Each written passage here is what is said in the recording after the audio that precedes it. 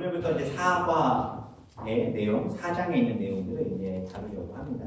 오늘부터 2주 동안 보게 될 창세기 4장의 내용은요, 최초의 부모였던 아담과 하와, 그리고 최초의 자녀였던 가인과 아벨에 대한 이야기들이 전개되고 있습니다. 부모의 죄, 또 그의 죄의 문제를 완전히 해결하지 못하였던 아담과 하와의 모습들, 그리고 그 죄의 문제는 자연스럽게 자녀들에게 좀 흘러갔던 것 같아요. 그 결과 죄가 아담과 하와에서 끝이 난 것이 아니라 사실 가인의 자손들을 통해 보면 죄는 끊임없이 퍼져갔던 것을 우리는 잘 알고 있습니다. 그런 내용들이 이제 다루어질 거예요. 그래서 이번 주는 아담과 하와가 자녀를 양육하고 낳아서, 그러니까 가인과 아벨을 낳아서 어떻게 그들과 함께 했고, 또 그들 가운데 어떤 문제들이 있었는지에 대한 부분들을 통해 죄를 다룰 거고요. 다음 주에는 가인과 아벨의 그 제사에 대한 부분들을 통해 하나님께서 우리에게 무엇을 말씀하시는지를 좀 다뤄보려고 합니다. 그러니까 두 주간의 말씀을 통해 가정 안에 있는 문제들, 우리 가정 안에 흐르고 있는 죄의 더러운 것들이 뿌리채 뽑혔으면 하는 마음을 가지고 기도했고요. 또 그렇게 뽑혀나가기를 주님의 이름으로 축원합니다. 가정 안에 보면 알게 모르게 부모를 통해 또 자녀 때문에 상처받고 아파하는 분들이 생각보다 많더라고요. 그 쓴뿌리들 때문에 견뎌내기 힘들어하는 분들도 참 많고, 부모고 자식이기 때문에 떨어질 수는 없어 살고는 있지만 그 가운데 너무 힘들어하는 가정들이 많이 있는 것을 보았기 때문에 우리가 그 가운데 이 말씀들을 통해 이런 부분들이 해결되시기를 소망합니다. 예전에 어떤 부모가 아이를 혼내면서 이렇게 얘기했대요. 야, 내가 너를 학원을 보내, 좋은 과외 선생님 붙여줘, 먹고 마시고 입히고 좋은 거 다 해줘. 엄마 안 먹고 너 이렇게 먹이고 입히고 살면서 너 어쩌고 이렇게 말을 안 듣고, 너는 어쩌고 이렇게 공부를 못하냐? 잔소리를 이렇게 했대요. 듣고 있던 아이의 대답이 뭐라고 했을까요? 엄마 닮아 그렇지 뭐. 엄마가 소리 또 뺏길렀어요. 뭐라고? 아니 아빠 닮아. 공감하십니까? 이렇게 애들 안 혼내시나 봐요. 그렇죠? 내가 너를 위해서 얼마나 이렇게 애를 쓰고 살았는데 넌 나에게 보여주는 게 겨우 이것밖에 안 되니? 오늘 본문의 아담과 하와는 최초의 부모였습니다. 그리고 그렇게 자녀를 양육합니다. 아담과 하와 죄를 짓고 창세기 3장 15절에서 보면 여자의 후손에 대한 원시복음을 듣죠. 그 이야기는 뭡니까? 하와를 통해 생명이 나오게 될 것이고, 그 생명을 통해 하나님께서는 대적 마귀의 머리를 부수겠다라는 말씀을 하셨어요. 그래서 아담이 이 이야기를 듣고, 그 전까지는 하와라는 이름이 없었고 여자라고만 성경에 소개됩니다. 근데 그 이야기를 듣고 나서 하와, 즉 그 이름의 뜻은 생명이라는 의미의 이름을 그 하와에게 지어주게 됩니다. 여자에게. 그래서 그 여자의 이름이 이제 하와가 된 거예요. 그래서 그 의미의 깊은 뜻은 생명 있는 모든 자의 산자의 어머니. 흔히 우리가 이브라고도 이야기하는데, 이 하와와 이브는요, 언어적인 차이일 뿐이지 다른 뜻은 아닙니다. 라틴어에서 이바라는 단어를 썼는데 이게 영어로 이제 이브가 되는 거예요. 하와랑 이브는 같이 쓰는 단어이기 때문에 혼용하셔도 상관없다는 말씀을 드립니다. 어찌되었든 다 아시듯 하와는요, 출생한 것이 아니죠. 그래서 그에게는 엄마, 아빠라는 존재가 없었습니다. 하나님께서 아담을 잠들게 하시고 갈빗대를 취하여 그를 창조하셨기 때문에 하와에게는 부모가 있지는 않았습니다. 아담도 마찬가지고요. 그러나 그들에게 실질적인 부모는 누구입니까? 바로 하나님 아버지셨죠. 그러나 이들은 그 하나님과의 관계를 부쉈습니다. 에덴 동산에서야 이 두 사람은 삶을 정말 행복했지만 잠시였죠. 지난주에 우리가 살펴보았지만 뱀의 유혹을 이기지 못한 하와가 결국 유혹에 넘어져 버립니다. 그들에게는 말할 수 없는 두려움이 다가왔죠. 그 두려움이 결국 무화과 나뭇잎으로 치마를 만들어 입고, 또 그 두려움을 피하기 위해 그들이 나무 뒤에 숨는 일까지 있었습니다. 그러나 그럼 뭐합니까? 하나님이 부르실 때 여기 있습니다, 제가 잘못했습니다 했으면 좋은데 그들이 어떻게 하죠? 숨고 피하고 또 결국 어디까지 가요? 서로가 서로를 탓하는 것까지 가버립니다. 그리고 그렇게 쫓겨납니다. 자, 질문 드립니다. 에덴 동산에서 쫓겨난 아담과 하와는 사이가 좋았을까요? 좋지 않았을까요? 가끔 교회에서 예배드리고 집에 가다 싸우는 부모님들이 계시다고 아이들이 신고를 하더라고요. 뭐 때문에 싸웠나 하면 뭐 그냥 이런저런 얘기하다가 싸우니까, 특히 모태신앙 아이들이 어렸을 때부터 엄마 아빠는 교회 갔다 오는 길에 싸움만 하는 걸 듣다가 애들이 자라니까 무슨 일이 벌어지냐면, 교회 가면 싸움만 하는데 내가 뭐하러 가? 이러고 안 가는 경우들이 있대요. 우리 교회 얘기는 아닙니다. 주변 분들 보지 않으면 좋대요. 아담과 하와 에덴 동산 나왔어요. 나와서 나오는 그 순간에 서로를 향해 얼마나 마음속에 상처를 갖고 있었겠습니까?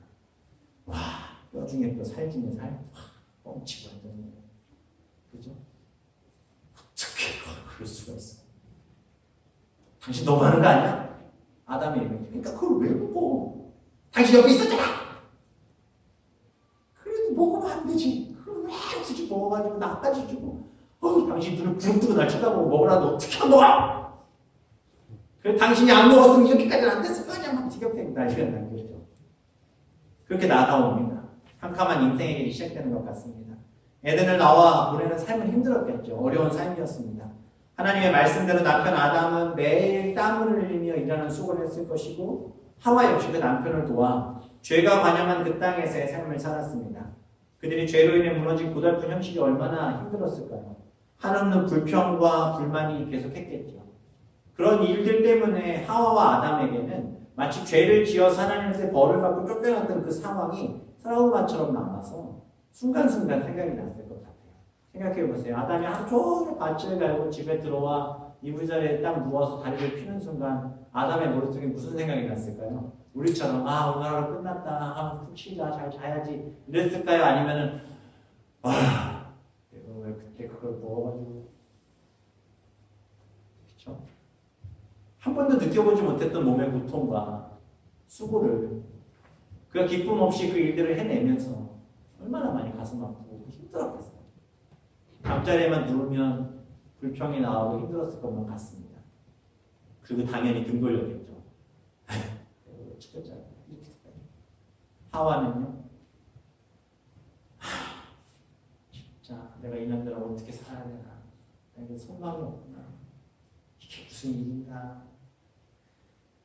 아담과 하와가 에덴에 살면서 그들은 매일 예배를 드렸을 것입니다. 하나님을 만나는 그 순간순간을 늘 기뻐했고 감사했을 것이고 어디에 있었던 하와와 아담은 손을 잡고 다니고 같이 뛰어다니며 그 모든 일들을 했겠죠. 그러나 세상에 나와 부딪히는 현실은 너무나도 힘들고 괴로웠을 것입니다. 하와는 하나님이 왜 우리에게 이렇게까지 하셨는가 불평하고 불만했겠죠. 사실 우리도 그렇지 않습니까? 교회 다니고 신앙생활하고 열심히 사는데 잘 되는 일이 없을 때, 내 마음대로 내 뜻대로 세상의 일이 되지 않을 때 우리는 불평불만하죠. 저도 그럴 때가 있습니다. 누워서 잠들려고 하면 잠이 안 와요. 책상에 앉아서 그냥 멍하니 있다가 그냥 푸념처럼 하는 얘기가 하나님 왜 나를 이렇게 힘들게 하십니까? 왜 하나님 굳이 밴쿠버까지 보내셨습니까? 하나님 왜 이렇게 살게 하십니까? 언제 제 안에 있는 문제를 해결됩니까? 한숨이 절로 나오고 그러면 목사니까 그냥 또 이러면 안 됩니다. 제가 죄인입니다. 그리고 가서 또 자는 거예요. 하와도 그렇게 잠들었을 것이고 아담도 그렇게 잠들었을 것입니다. 잠들려고 하면 하와의 머릿속에 뇌리처럼 스쳐가는 이야기가 있어요. 희망의 끈처럼 닿고 있는 한 가지 말씀이 있죠. 내가 너를 여자와 원수가 되게 하고 내 후손도 여자의 후손과 원수가 되게 하니 여자의 후손은 내 머리를 상하게 할 것이요 너는 그의 발꿈치를 상하게 할 것이니라 하시고 이 말씀이에요. 뭔가 소망이 있어 보여요. 내가 지금 죄를 지어 이 어둠과 답답한 가운데 살고는 있지만 뭔가 해결책이 있어요. 그 해결책은 뭐냐면 자신을 통해 나올 씨, 그 자손을 통해 해결하시겠다라는 그 약속. 그렇다면 그 자손만 나오면 그 아이만 나오면 내 문제는 해결될 수 있는 건 아닌가? 라는 생각을 하와는 했을 겁니다. 그리고 이렇게 물었겠죠. 뭘까요? 왜 이 말씀을 하셨을까? 여보 아담 자요? 이게 무슨 말일까요? 내가 뱀과 원수가 되고 내 후손도 원수가 되고 그 후손이 뱀의 머리를 상하게 한다는 말? 당신 혹시 알아요? 무슨 말일까요? 아담이 뭐라고 했을까요? 잠이나 잡시다. 피곤해. 뭐 어떻게 되겠지. 그렇게 시간이 흐릅니다.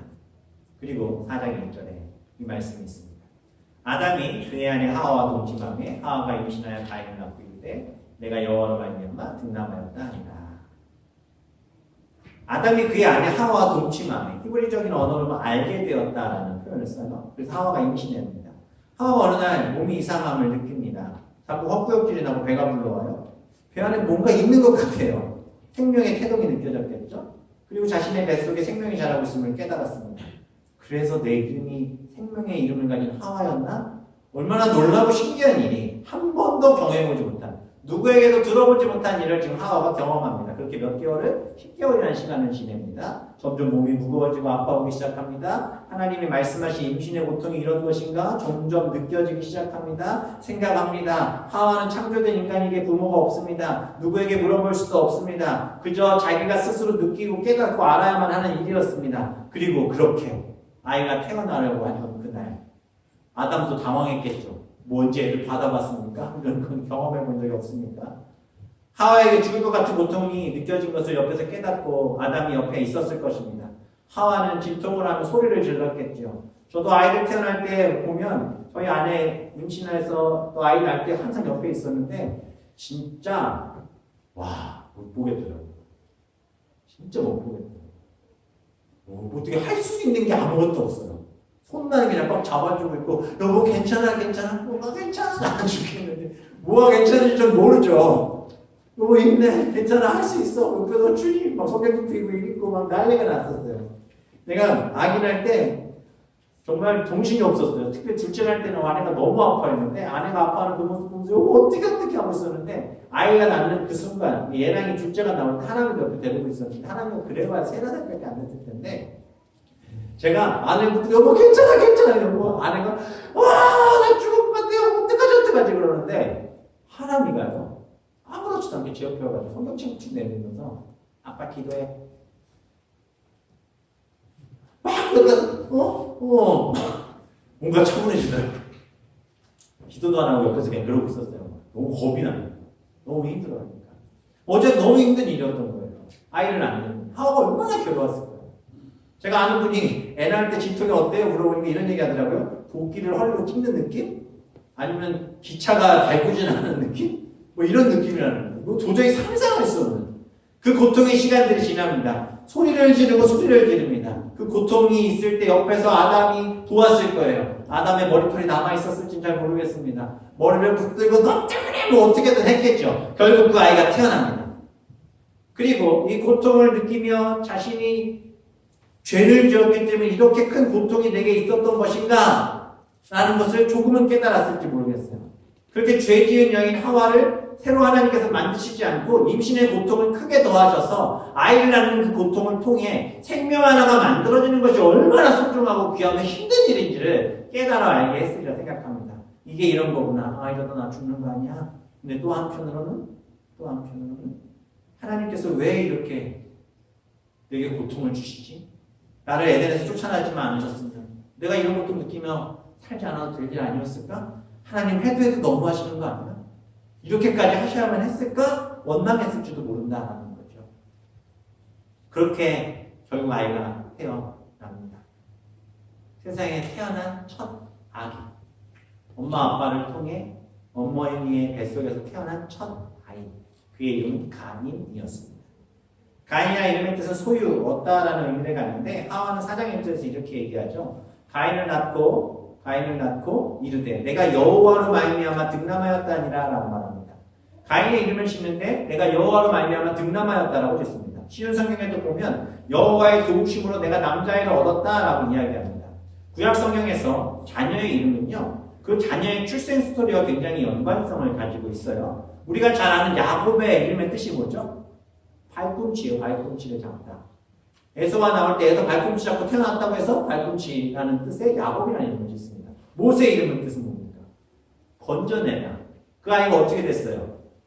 엄마가 만든 갈대상자에서 떠내려올 때 공주가 발견하고 건져냈다라는 이름을 뭐라고 짓습니까? 모세라고 짓습니다.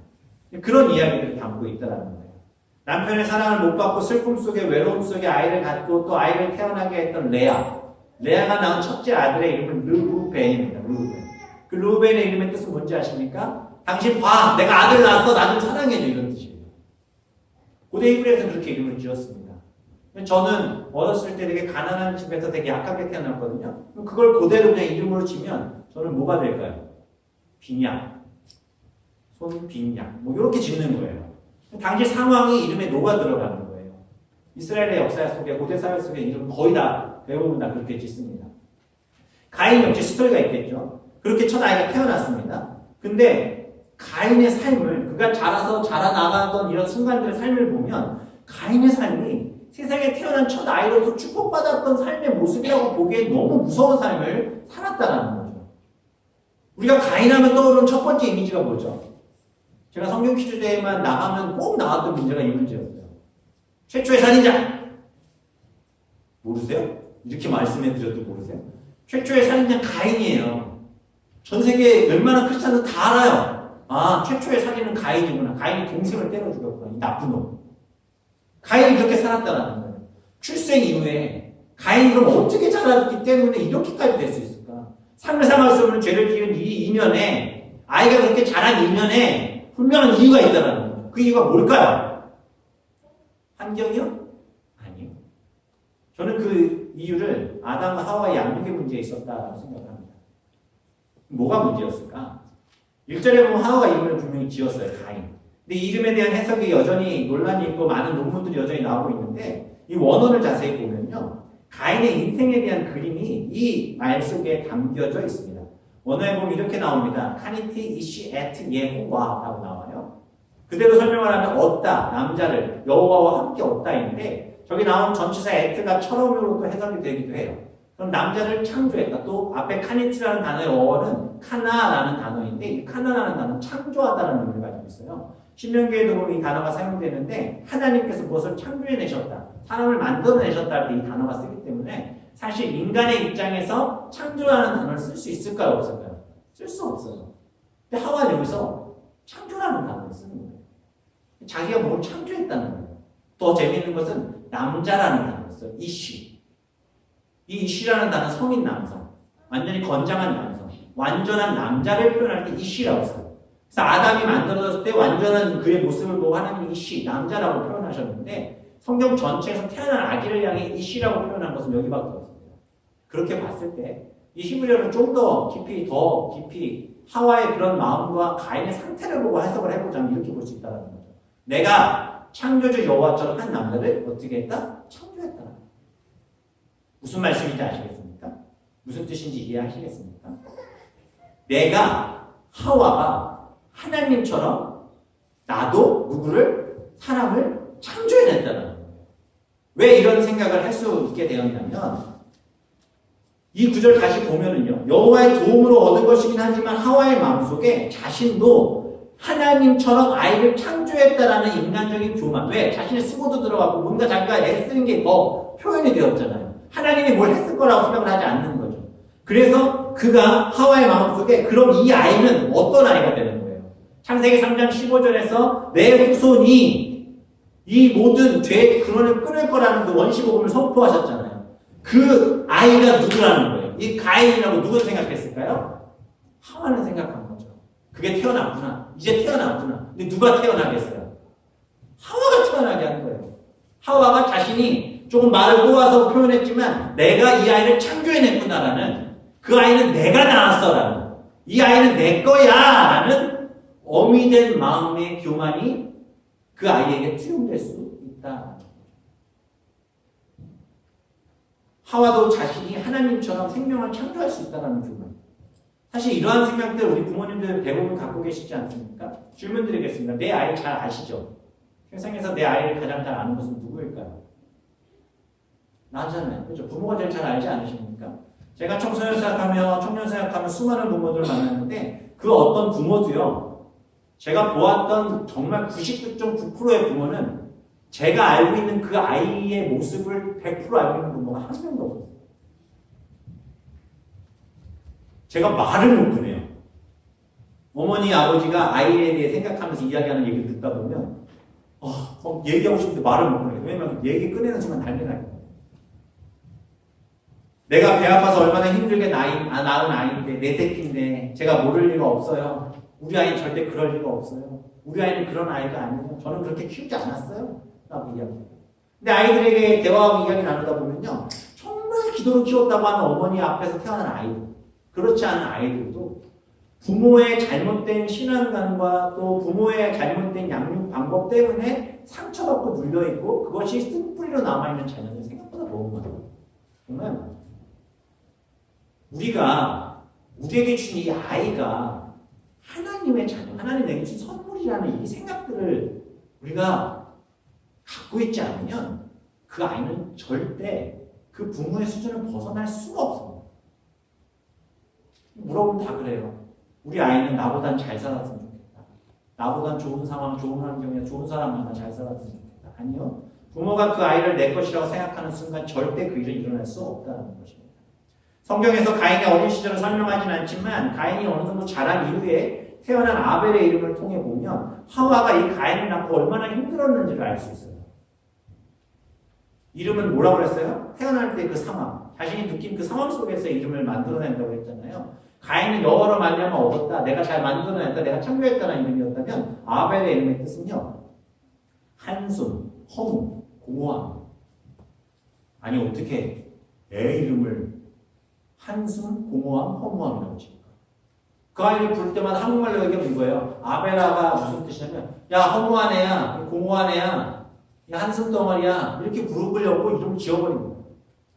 왜 이렇게 지었을까요? 가인을 낳았어요? 그 아이를 키워봤어요? 안 자라. 부모 마음대로 안 돼. 내가 하고 싶은 대로 키워보고 싶은데 안 자라. 성장할수록 얘는 뭐지? 누구 닮았지? 이게 아닌데 그런 상황 속에 또 아들을 낳은 거예요. 딸 낳았으면 좀 나았을까요? 아, 뭐 그거는 지나간 얘기고. 마음대로 안 되는 거예요. 가인의 어린 시절 죄의 문제를 부모가 다뤄왔다면 성인 된 후에도 그 죄의 문제 앞에 섰을 때 하나님이 가인에게 지적하셨을 때 듣겠죠. 그런데 가인은 어떻게 합니까? 하나님이 그의 죄의 문제를 다루며 이야기하실 때 가인은 그것에 배에 나오는 반응이 너무너무 무섭잖아요. 하나님 왜요? 그게 나와 무슨 상관이 있습니까? 자연스럽게 거짓말을 해요. 거짓말 못하는 분들은 거짓말 진짜 못합니다.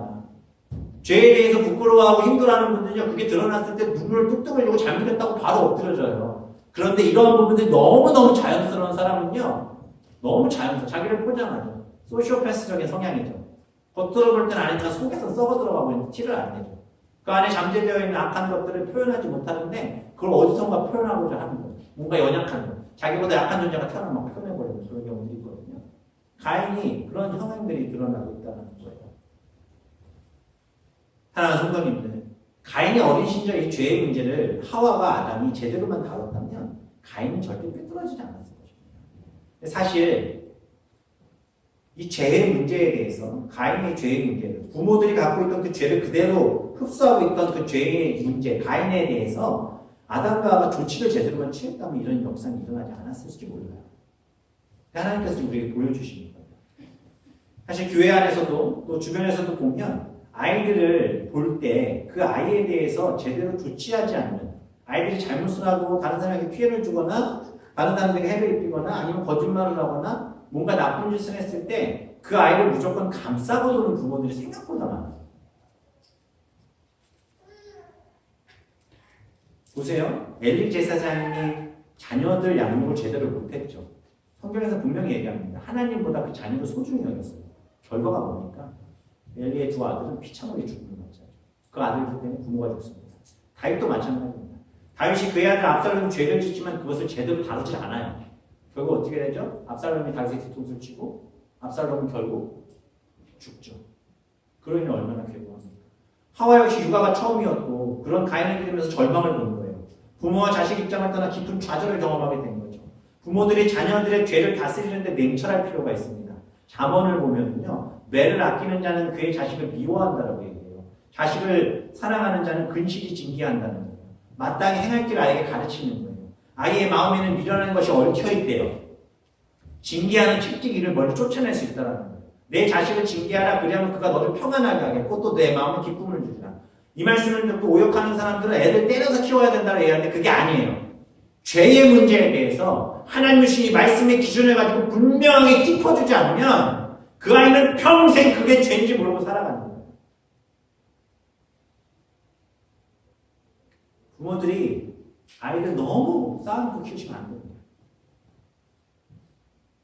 교회에서든 어디서든 잘못한 것이 있을 때 제 아이를 먼저 감싸고 두시면 안 돼요. 그 이유가 무엇인지, 뭘 잘못했는지를 객관적으로 볼 수 있는 지혜를 가지고 있어야 돼요. 그리고 그렇게 겉에서는 했어도 집에 가면서 그래도 너가 잘못한 거 없어 이런 얘기 하지 마세요. 잘못한 걸 정확하게 찍어주셔야 돼요. 아이들의 교육은 거기서부터 시작되는 거예요. 아이 소중하죠. 세상에 자기 자식 소중하지 않은 부모가 어디 있습니까? 제가 교회에서 우리 교회 다른 교회 있을 때 예전에 한국에 있던 교회 있을 때 부모들끼리 싸움을 하는데 분명 한 아이가 잘못을 했어요. 누가 봐도 잘못을 했어요. 부모가 계속 까먹고 드는 거예요. 싸움고 드는 거예요. 몰라 잘못한 게. 그렇게 몇 번 지나니까 애가요 완전 진짜 난리가 나요. 뭐 어디 가서 지하고 싶은 대로 하는 거예요. 뭐 건드리면 울어. 엄마 또 와. 선생님들이 얘기해요. 애가 이렇게 해서 이렇게 돼서 애가 울고 이런 일이 벌어졌어요. 얘기하면 선생님 같으면 뭐라 그래요? 당신이 우리 아이를 어떻게 알아? 뭘 알아? 내가 알아서 할게요. 내가 혼낼게요. 안 혼내요. 너무 많이 봤어요. 따끔함이 필요합니다. 가인이 그렇게 양육하지 못했던 결과가 얼마나 무섭습니까? 아담과 하와의 하와, 그 가인의 악한 성품들 컨트롤하지 못해요. 그런 상황 속에 나온 아들 아벨의 이름을 통해 하와의 마음이 전했죠. 허무하다. 또 뭡니까? 두렵고 한숨이다. 한숨밖에 나오지 않는다. 세월이 지나죠. 가인과 아벨이 하나님 앞에 그들이 수고한 소산으로 제물을 삼아 예배를 드려야 할 때가 됐어요. 부모로서 자녀들에게 잘 가르치고 싶었을 것이고 그렇게 아이들에게 알려줬겠죠. 그런데 어느 날 하나님 앞에 제사를 잘 드리고 왔을 거라 생각했던 가인이 씩씩거리며 들어옵니다. 눈에 살기가 등등하여 들어옵니다. 화가 너무 나겠습니다. 왜 그래? 가인아 무슨 일이니? 몰라! 엄마 몰라도 돼! 기분 나빠. 눈을 꽉 닫고 들어갑니다. 무슨 일이지? 얼마 후 가인이 손에서 피를 철철 흘리며 등장합니다. 가인 뭐야? 무슨 일이야? 아벨 어딨어? 몰라. 내가 그 아이 지키는 사람이야? 몰라. 청천벽력과 같은 소리가 들립니다. 가인이 동생 아벨을 돌로 쳐 죽였어요. 그리고 가인은 에덴 동쪽으로 쫓겨났다는 소식을 듣습니다. 아담과 하와가 얼마나 놀랐을까? 아니, 무엇으로 표현할 수 없어요. 형제가 싸워 형이 동생을 때려 죽이고 그 벌로 첫째 아들은 쫓겨남을 당했습니다. 바로 달려가 아벨의 죽음을 보았을 아담과 하와의 모습. 어떤 생각이 들었을까요? 허무함이라는 이름을 지었다. 그 아들. 정말 그렇게 허무하게 죽은 것 같습니다. 자신들이 하나님의 말씀에 불순종하여 선악과를 취하고 보였던 모습과 동일한 모습으로 하나님의 눈을 피해 숨고 거짓말하며 남 탓했던 모습 그대로 가인은 하나님의 곁을 떠나죠. 어찌 낯을 들지 못하느냐라는 질문에 아벨이 어디 있느냐라는 질문에 아담아 어디 있느냐 그렇게 물으시듯 가인아 어디 있느냐 내 동생 어디 있느냐 거짓말합니다. 가르쳐주지도 않아요. 아담과 하와가 그 이야기들을 얼마나 가르쳐고 생생하게 얘기했겠습니까? 부모님들 자녀들에게 내 슬픈 과거, 아픈 과거, 죄진 과거 한마디라도 얘기해보고 아이들과 공감해본 적 있으십니까? 없죠? 하실 수 있으십니까? 가르쳐주지도 않아요. 이 악한 모습을 그대로 닮아 저주를 받아 부모의 곁을 떠난 가인의 모습. 그제서야 하와가 깨달았겠죠. 사랑하는 아들이 죄를 짓고 부모의 곁을 떠났어요. 하나들은 형에게 죽임을 당한 싸늘한 실신으로 품에 있어요. 하와가 눈물을 흘리며 통곡하며 그의 머릿속에 스쳐 지나간 생각이 뭐였겠습니까? 에덴에서 불순종하여 죄를 짓고 쫓겨났을 때 하나님의 마음이 얼마나 아프셨을까 하는 생각이 들었을 거예요. 죄를 지어 쫓겨나는 가인을 향해 아무것도 해주지 못한 부모의 마음. 죄를 지었어도 내 새끼인데 그 아이에게 돈이라도 조금 먹을 거 조금 챙겨줬어야 되는데 이 생각하면서도 무슨 생각이 났을까요? 하나님이 우리를 쫓아내실 때 짐승을 죽여 가지고서 내비시던 그 이유가 뭔지 그 깊은 사랑이 무엇이었는지 비통한 마음에 아담과 하와는 많은 생각을 했을 것이고 회개도 했을 겁니다. 저 역시 몰랐습니다. 부모가 돼서야 깨닫는 많은 일들이 있었어요. 부모님이 그때 그럴 수밖에 없었겠구나. 부모님이 그때 그렇게 힘들 수밖에 없었겠구나. 그때 그래서 눈물을 흘리셨구나. 죄송하다는 말은 못하지만 그저 그냥 전화 한 통 드리면 진웅아 사랑한다. 멀리 있어도 엄마가 기도해. 이 말 한마디에 전화를 끊고 부모님의 사랑을 그제서야 깨달았던 순간들이 있었습니다. 하와 역시 가인과 아벨을 통해 자기가 이제 자식을 키워보고 이런 일을 경험해 보니 그들의 아버지 대신 하나님의 마음을 조금은 깨달았을 것 같습니다. 아이를 임신합니다. 누가요? 하와가. 그리고 하와에게 마음속에 또 같은 실수를 하지 않기 위해 더 겸손히 뱃속의 아이와 시간을 보냅니다. 그 아이를 축복하였을 겁니다. 아담도 바뀌었겠죠. 너도 내가 미안해. 내가 잘못했어. 나 때문에 우리 아이들이 이렇게 된 것 같아. 부부 안에 회복이 있었겠죠. 둘이 예배를 드리기 시작했겠죠. 그렇게 아이를 임신하고 그 아이가 태어납니다. 그 아이의 이름은 헷입니다. 이름의 뜻은 주신 것, 보상으로 주어진 자. 가인을 낳고 했던 고백과는 다른 고백이요. 헷의 출생과 함께 나오는데 이는 하나님이 내게 가인이 죽인 아벨 대신에 다른 씨를 주셨다라고 하와가 그러고요. 뭐가 바뀌었습니까? 하나님이 3장 15절에 뭐라고 하셨어요? 너를 통해 제라, 씨, 자손이라는 단어가 히브리어 씨예요. 씨라는 단어인데 그것을 주셨다라고 말씀하신 그대로 하와가 셋을 낳고서는 뭐라고 하냐면 이 아이는 하나님이 내게 주신 제라, 씨입니다 라고 고백합니다. 뭐죠? 뭐가 바뀌었어요? 주체가 바뀌었죠. 또 뭐가 바뀌었어요? 하나님의 약속의 말씀을 붙드는 마음이 생겼습니다. 더 이상 이 씨라는 단어를 쓰지 않습니다. 그리고 하나님 주신 씨입니다. 하나님의 자녀입니다. 하나님이 책임지실 아이입니다라는 고백으로 셋이라는 의미를 짓습니다. 그렇게 셋이 자라죠. 그리고 26절에 보면 이런 말씀이 있습니다. 셋이 아들을 낳아요. 그의 이름을 에노스라 하였으며 그때 사람들이 빌어서 뭐라고 합니까? 여호와의 이름을 불렀더라. 에노스라는 단어는요. 그 이름의 뜻은 사람이라는 의미를 갖고 있어요. 아담하고 같은 단어의 뜻을 갖고 있습니다. 아담, 에노스가 같은 인간이라고 부르잖아요. 그렇죠? 그런 것처럼 아담 또는 에노스라고 불러요. 셋을 통해 회복이 일어나기 시작했고 하나님 앞에 예배드림의 회복이 일어나기 시작하고 그 예배의 회복이 일어나기 시작하면서 이제는 새로운 사람이 시작된 거예요. 어떤 세대? 하나님 앞에 예배하는 세대.